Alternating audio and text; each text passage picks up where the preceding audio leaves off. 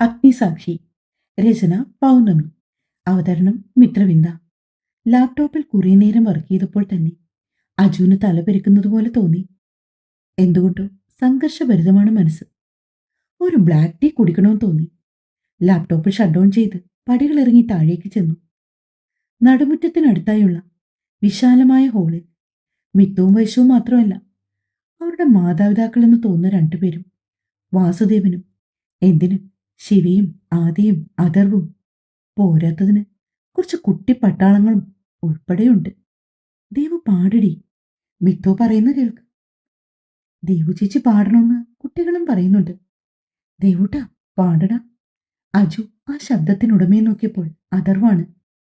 അജു ഒന്നും ഞെട്ടി.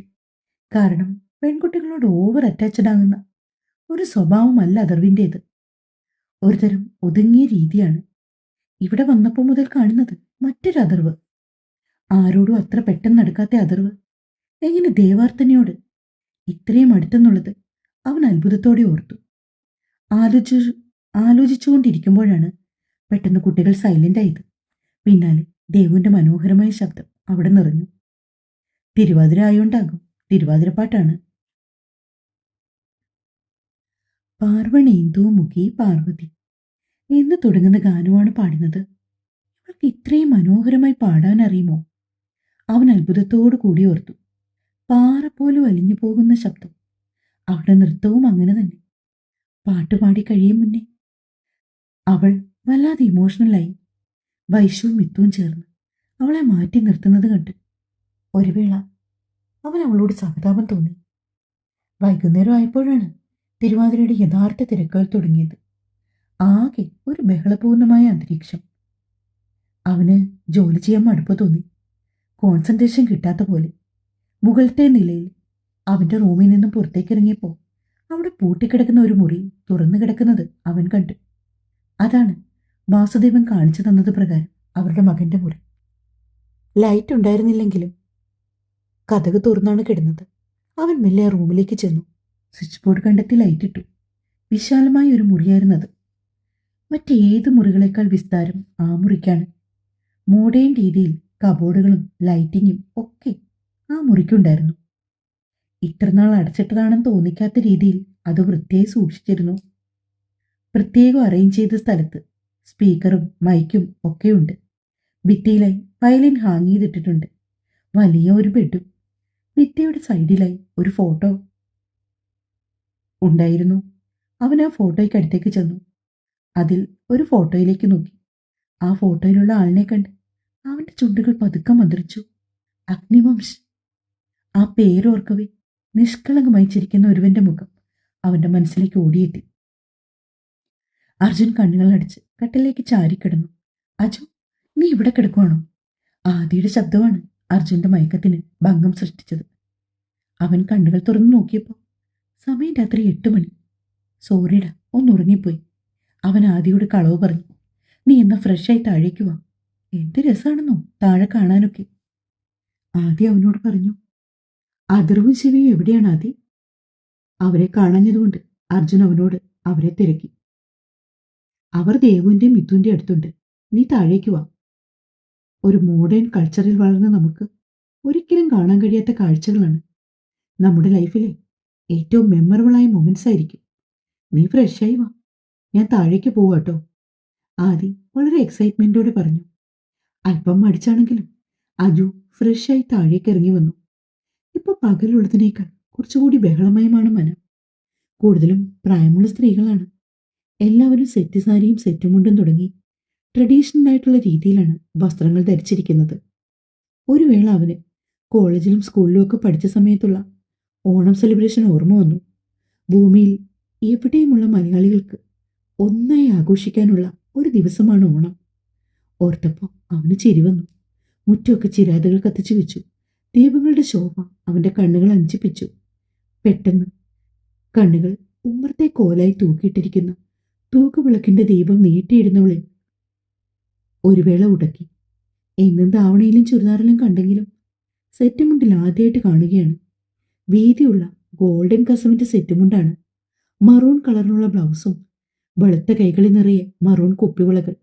പിന്നിക്കെട്ടിയ സമൃദ്ധമായ മുടികൾ നിറയെ മുല്ലപ്പൂ, ചായം പൂശാത്ത സ്വതവേ ചുവന്ന ചുണ്ടുകൾ, നെറ്റിയിലെ ചുവന്ന വട്ടപ്പൊട്ടിനു മുകളിലായി ചന്ദനക്കുറി. പെട്ടെന്നാണ് അവൾ അവനെ നോക്കിയത്. അവനിലേക്ക് നോട്ടം വരുന്നതറിഞ്ഞു കണ്ണുകളുടെ ദിശ മാറ്റിയവൻ. കൂട്ടുകാരെ തിരിഞ്ഞപ്പോഴാണ് അവൻ തികച്ചും ഞെട്ടിപ്പോയത്. 3 മലയാളം അംഗന്മാരായി മുണ്ടൊക്കെ ചുറ്റി നിപ്പുണ്ട്. അവൻ സ്വയവും നോക്കി. ഒരു ബോക്സറും ടീഷർട്ടുമാണ് വേഷം.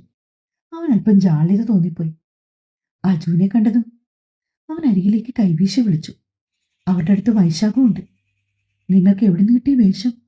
അർജുൻ അത്ഭുതത്തോടെ ചോദിച്ചു. ദേവൂട്ടി തന്നതാടാ, ശിവ ഒരു പുഞ്ചിരിയോടെ പറഞ്ഞു. അജുവിന്റെ മുഖം മങ്ങി. അജു നിനക്ക് മുണ്ട് വേണോ? ആദ്യയുടെ ചോദ്യത്തിന് അജു മറുപടിയൊന്നും പറഞ്ഞില്ല.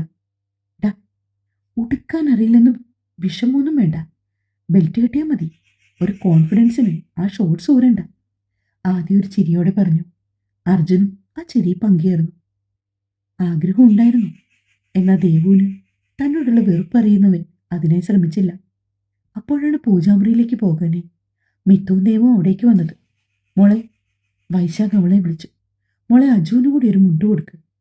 ആ പ്രായമായ സ്ത്രീ അവനെ നോക്കി അത്ഭുതത്തോടെ നോക്കി നിൽക്കുന്നുണ്ട്. വൈശാഖ് കുസൃതിയിൽ പറഞ്ഞു.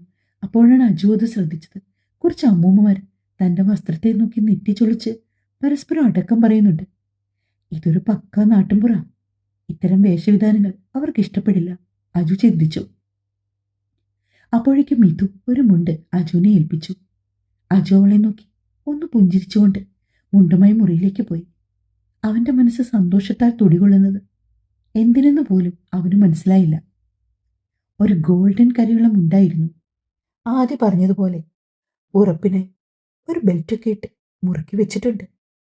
ഇടയ്ക്ക് കുടുംബത്തോടെ ഗുരുവായൂരമ്പലത്തിലും പത്മനാഭസ്വാമി ക്ഷേത്രത്തിലും പോകുമ്പോൾ മുണ്ടെടുത്തിട്ടുണ്ട്. അത് ഒട്ടിക്കാൻ കഴിയുന്ന തരത്തിലുള്ളതാണ്. അവനൊരു മെറൂൺ ഫുൾ സ്ലീവ് ഷർട്ട് മുടിന് പെയർ ചെയ്ത് ധരിച്ചു. കൈകൾ മുട്ടോളം മടക്കി വെച്ചുകൊണ്ട് അജു താഴേക്ക് നിന്നു. 11 മണിയോടെ തിരുവാതിര ആരംഭിച്ചു. പല ഗ്രൂപ്പുകളായിട്ടായിരുന്നു. ആദ്യം കുട്ടികളും, അതിൽ മിക്കവരും ദേവുവിന്റെയും മിത്തുവിന്റെയും സ്റ്റുഡൻസ്. സെറ്റിന്റെ പാവാടയും കോൺട്രാസ്റ്റ് ആയിട്ട് മഞ്ഞ കളർ ബ്ലൗസുമാണ് അവരുടെ വേഷം.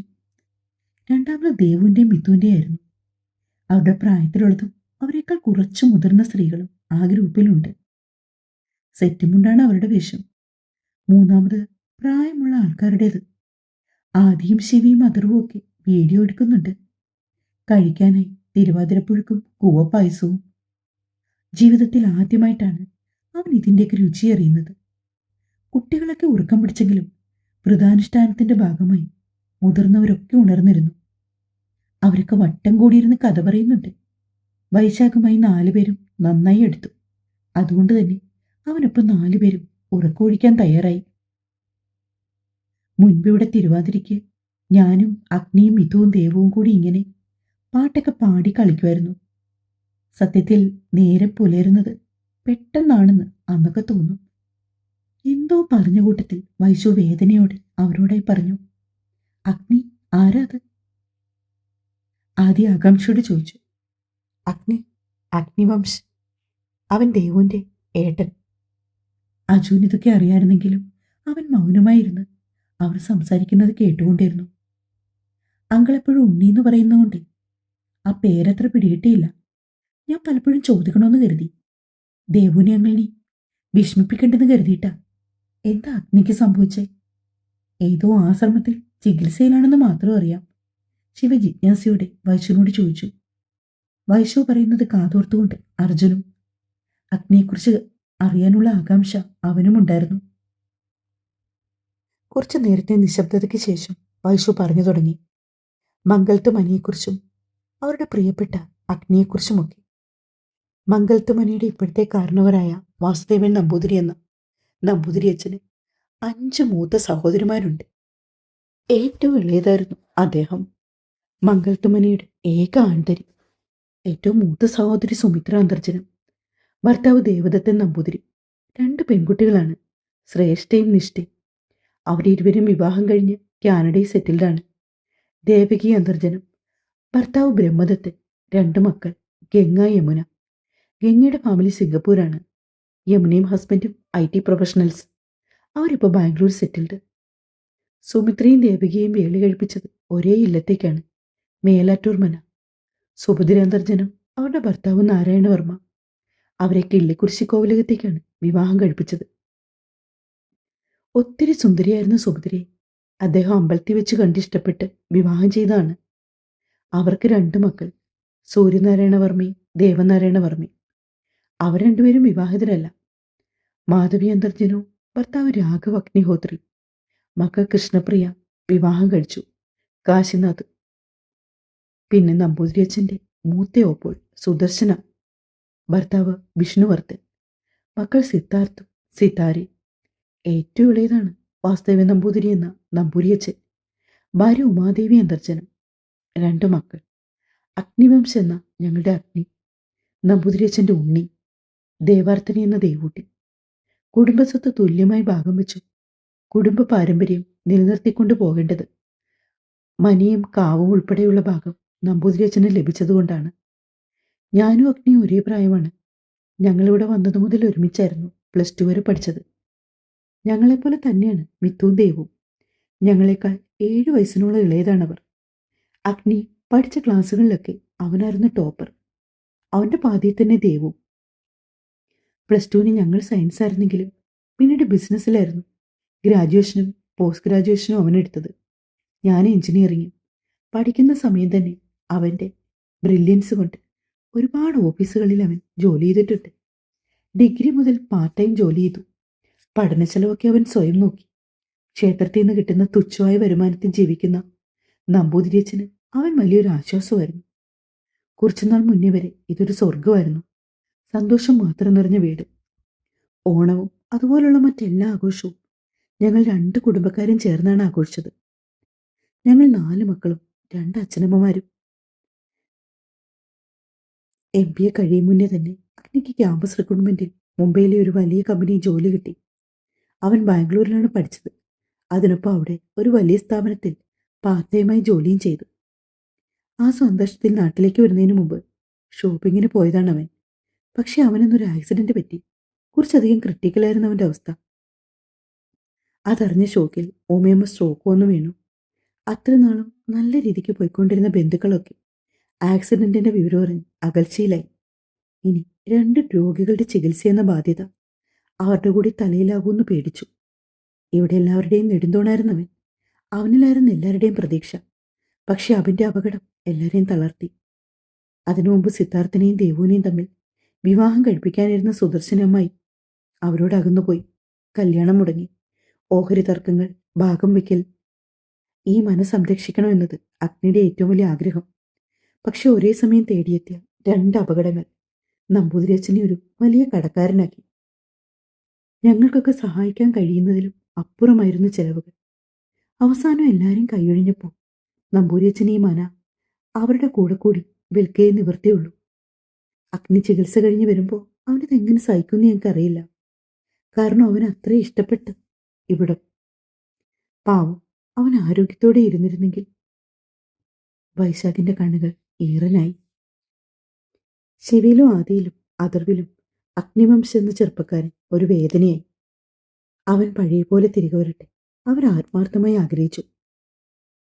വൈശു പറഞ്ഞത് കേട്ടിരുന്നെങ്കിലും എവിടേക്കോ ചില പൊരുത്തക്കേടുകളുള്ളതായി അർജുന് തോന്നി. പറഞ്ഞറിഞ്ഞതും യാഥാർത്ഥ്യവും തമ്മിൽ അജഗജാന്തര വ്യത്യാസം പോലെ. അജു ഒന്ന് ദീർഘനിശ്വസിച്ചു. തിരുവാതിരാത്രിക്ക് ശേഷം പുലർച്ചെ തന്നെ ക്ഷേത്ര ദർശനത്തിന് പോകാൻ ഇറങ്ങിയതാണ് മിത്തുവും ദേവും. നമ്പൂരിയച്ഛൻ പൂജ ചെയ്യുന്ന ക്ഷേത്രമാണ്. ക്ഷേത്രത്തിൽ നിന്നും തീർത്ഥവും പ്രസാദവും കിട്ടിയ പഴവും കഴിച്ച് അവർ വേഗം തൊഴുതിറങ്ങി. വൈശു ഒന്ന് വൈകുന്നേരം തിരിച്ചു പോകുമെന്ന് മിത്തു ദേവുവിനോട് പറഞ്ഞു. ഇതുവരെയും അവനോടൊന്ന് സംസാരിക്കാൻ കഴിഞ്ഞില്ല. അത്ര തിരക്കായിരുന്നു. മിത്തുവിന്റെ വീട്ടിലേക്കാണ് ഇരുവരും ക്ഷേത്രത്തിൽ നിന്ന് നേരെ പോയത്. ദുരൂഹതകൾ മെല്ലെ മാറ്റാട്ടോ. കഥ വായിച്ചിട്ട് ഇഷ്ടമെങ്കിൽ സപ്പോർട്ട് തരാൻ മറക്കല്ലേ.